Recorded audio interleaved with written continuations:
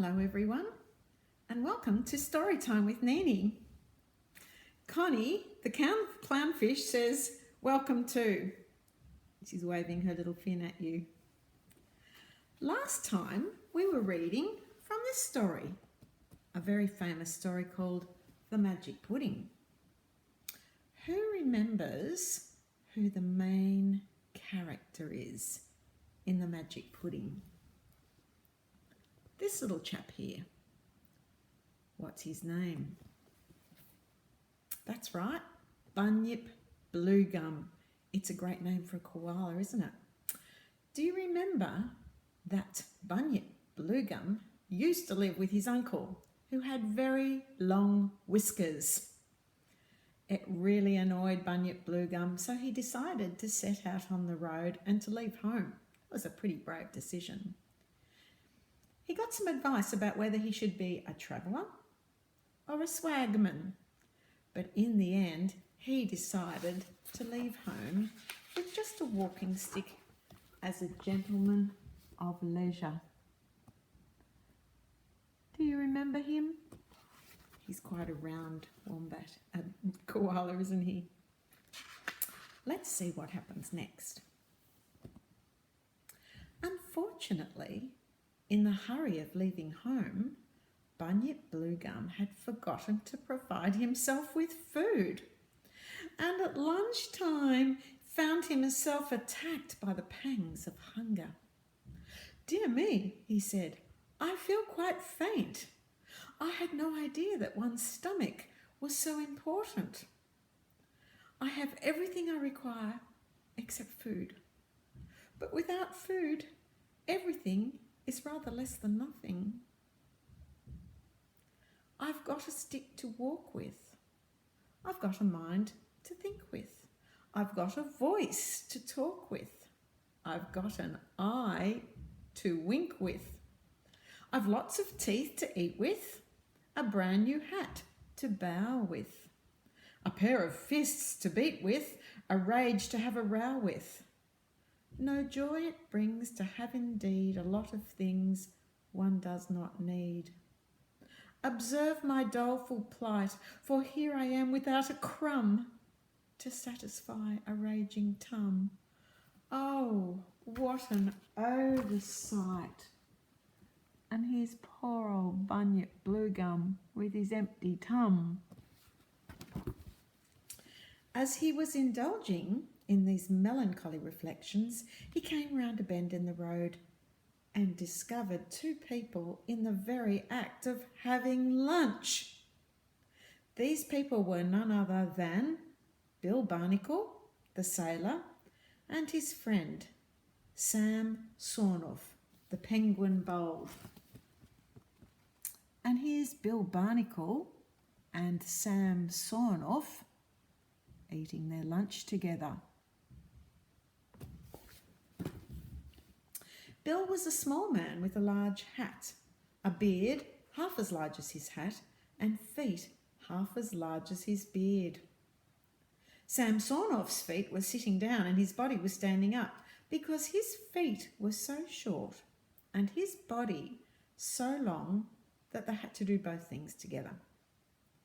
They had a pudding in a basin, and the smell that arose from it was so delightful that Bunyip Bluegum was quite unable to pass by. "Oh, pardon me," he said, raising his hat, "but am I right in supposing that this is a steak and kidney pudding?" "Well, at present it is," said Bill Barnacle. "Oh, it smells delightful," said Bunyip Bluegum. "It is delightful," said Bill, eating a very large mouthful. Bunyip Bluegum was too much of a gentleman to invite himself to lunch, but he said carelessly, "Am I right in supposing that there are onions in the pudding?" Before Bill could reply, a thick, angry voice came out of the pudding, saying, "Onions, bunions, corns and crabs, whiskers, wheels and hansom cabs, beef and bottles, beer and bones, Give him a feed and end his groans. Albert, Albert, said Bill to the pudding, where's your manners? Where's yours? Said the pudding rudely, guzzling away there and never so much as offering this stranger a slice. This is a very special pudding, isn't it? I guess that's why the book's called The Magic Pudding. There you are, said Bill. There's nothing this pudding enjoys more than offering slices of himself to strangers. Well, how very polite of him, said Bunyip.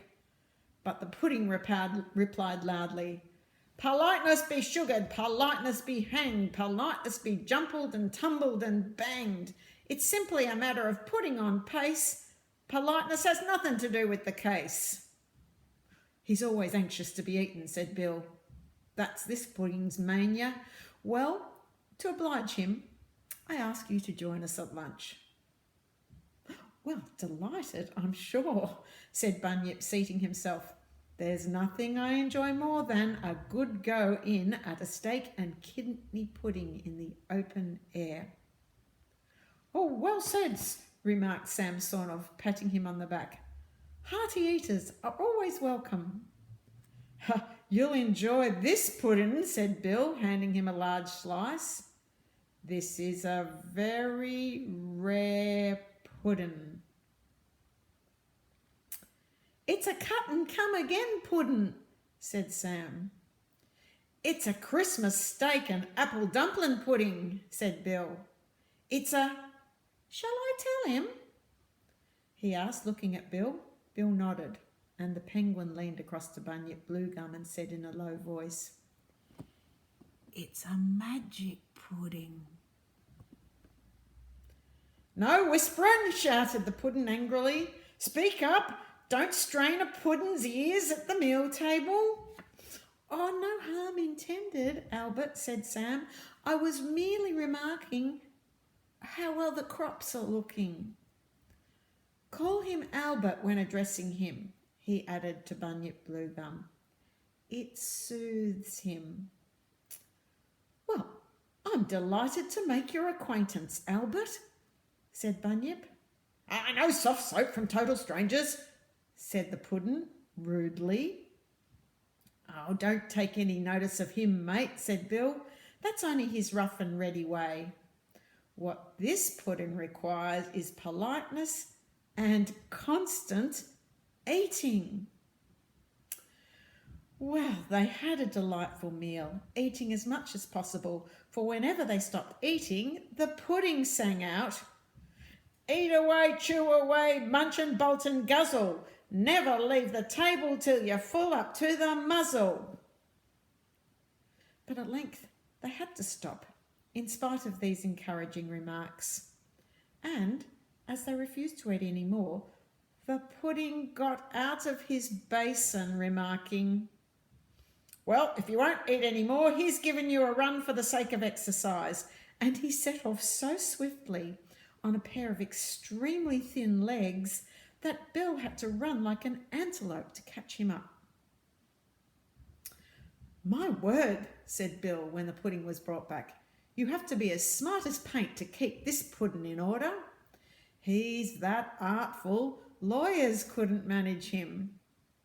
Put your hat on, Albert, like a little gentleman, he added, placing the basin on his head. He took the pudding's hand, Sam took the other, and they all set off along the road. A peculiar thing about the pudding was that, though they had all had a great many slices of him, there was no sign of the place where the slices had been cut. And here's a picture of them walking down the road. Can you see the pudding and his long skinny legs? He's got a basin for a hat on his head. Do you remember the pudding's name? Yes, Albert. Well, that's where the magic comes in, explained Bill. The more you eat, the more you get. Cut and come again is his name, and cut and come again is his nature.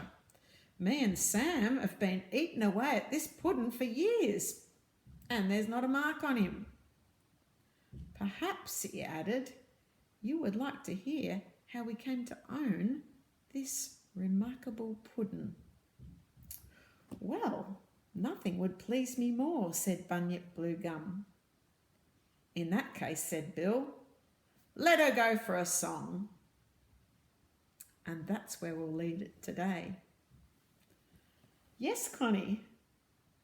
Connie says hello to all of her friends. What else? She's really enjoying the story about the magic pudding. I hope you are too. See you next time.